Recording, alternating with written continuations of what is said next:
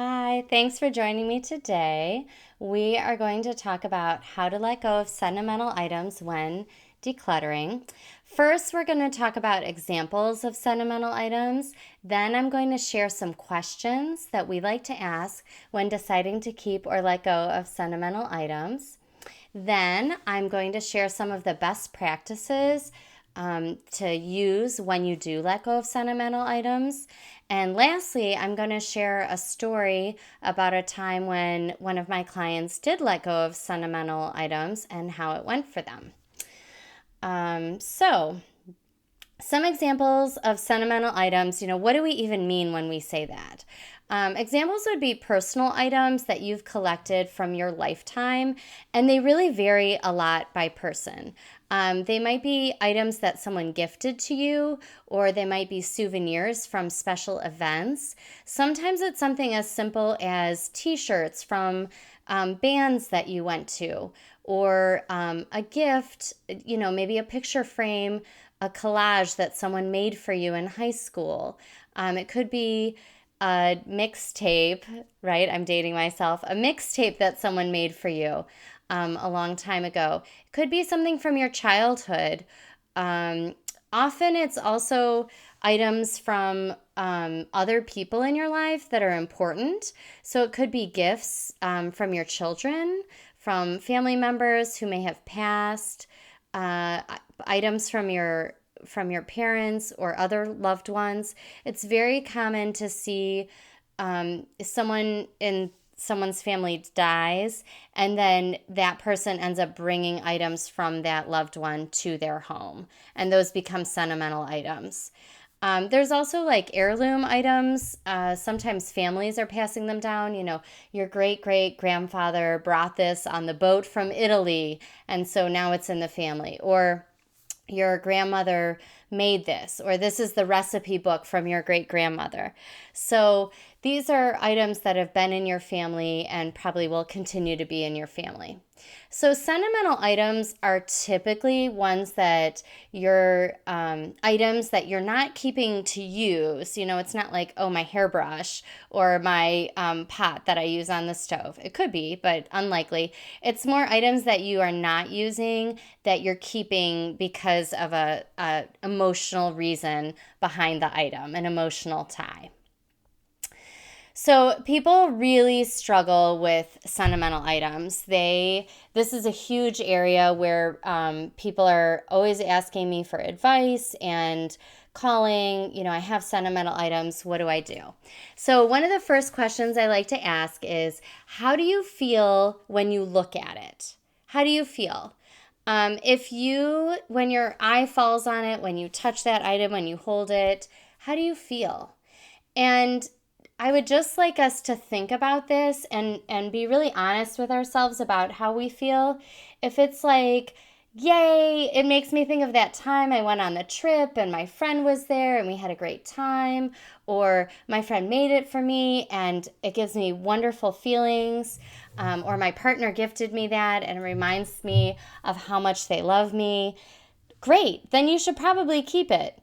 If you are feeling obligated, shame, guilt, and we call it uncomfortable feeling, right? So not such a positive experience, and you're sort of keeping it because someone asked you, someone gave it to you, and you feel like they would be upset if you didn't keep it.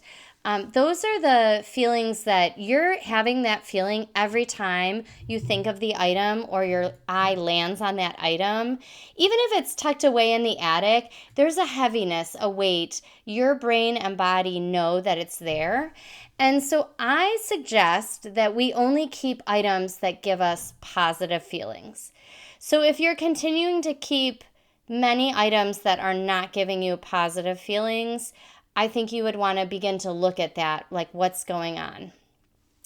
If it is a usable item, do I use this item or anticipate using the item, right? Like, can I display it? If it's something that you love, you enjoy it, it gives you positive feelings, can you display it? Can you find a spot on the wall?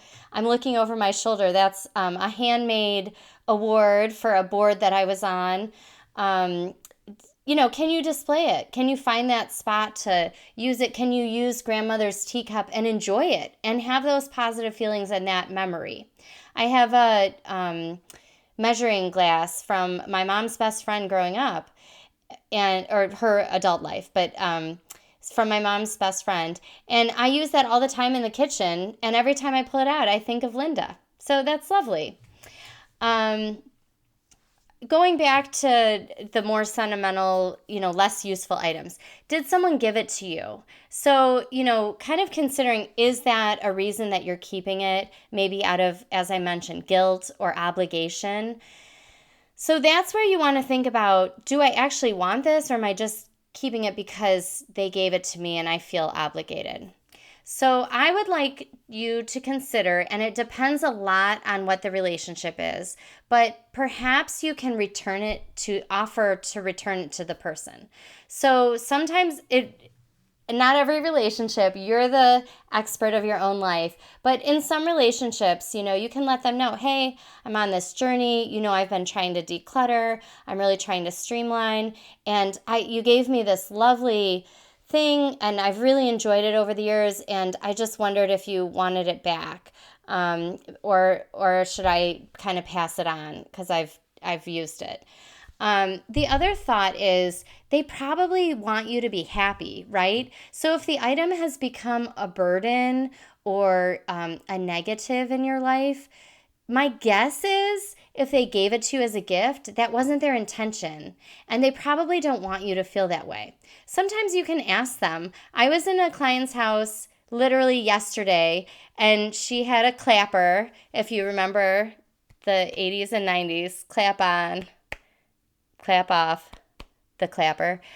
She had a clapper. It was brand new in the packaging, and she said, oh, I can't get rid of that. My brother gave it to me. Well, he showed up to help, and he took it home with him. He was like, oh, great, I'll use this. So, no hard feelings. So sometimes we're so nervous about that, but it's worth an ask, again, depending on the relationship and the person. Sentimental items that you don't really want. So you've kind of identified that you don't want the item, and yet you're still maybe unsure about letting it go. Sometimes taking a picture so that you have the memory of the item, right? You're always going to have the memory, but you have a physical thing that you can look at. A picture is a lot easier to store and keep and refer to than many physical items. So that could be an option.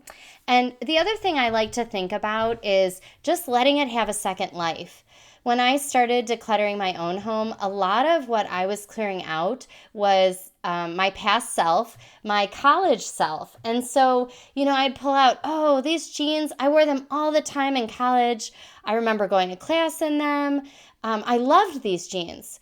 And also, they had been in my closet for 10 years, and I hadn't touched them, right? And so if it's really important to you, you can keep it, right? And say, this is my sentimental item and I'm keeping it. Or I was like, I don't really care about these jeans. They're just a leftover from college. So then I think about, let's donate it and let it have that second life, and someone else can love it just as much as I did.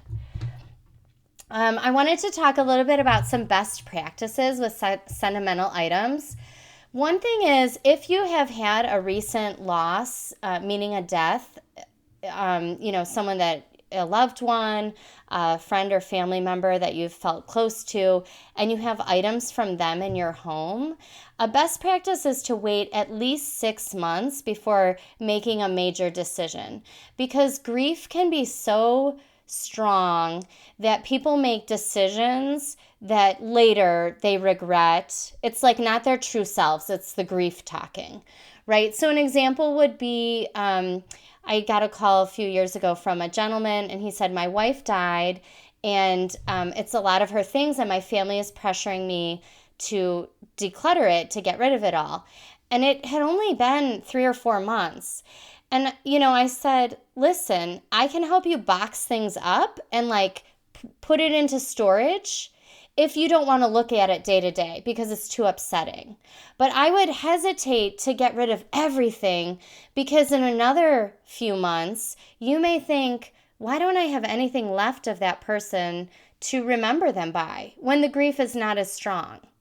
So you just want to wait those, make sure you're waiting 6 months and feeling really confident in those decisions, right? These are not replaceable items. They are irreplaceable. That's literally what sentimental items are. They're irreplaceable. And so you really want to err on the side of caution. Sometimes we go with clients and they're getting so enthusiastic about decluttering and it's like, get rid of that, get rid of that, get rid of that. And sometimes we say, I think you should hold on to this because it's not replaceable. So you just want to slow down a little bit with those sentimental items. And I always recommend to start with other items first that are not sentimental. You want to start in the kitchen with those like kitchen gadgets that are very replaceable. Linen closet, your car, bathrooms, clothing. Those are often not sentimental, very replaceable if you mess up. Just wait and slow down on the sentimental items. The last best practice I wanted to share is to consider limiting the amount per person. Sometimes people, and I especially see this with adult children that have launched but have left quite a bit behind in their parents' homes, and they may be in college or beyond living their own life, and there's quite a bit of sentimental personal items, maybe their grade school, schoolwork, awards, could be clothing, could be toys, special stuffed animals. There's so much that we generate and go through and sometimes leave behind in our lives. And so just considering how much sentimental items is it reasonable to keep in our home? And every person's home is different, right? So what makes sense? And a good example would be like schoolwork, right? I have children, they bring home papers every week.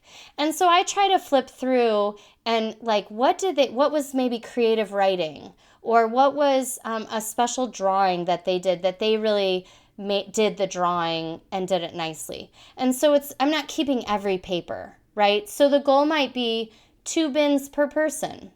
I also like to say I've never been to a home yet that doesn't have any sentimental items. So if that is your thought, it's probably not realistic.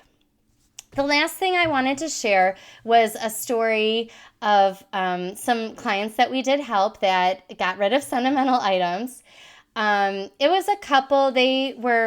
One person had just retired and the other person was still working, but nearing retirement age. They had children, but not grandchildren, so they were looking forward to that.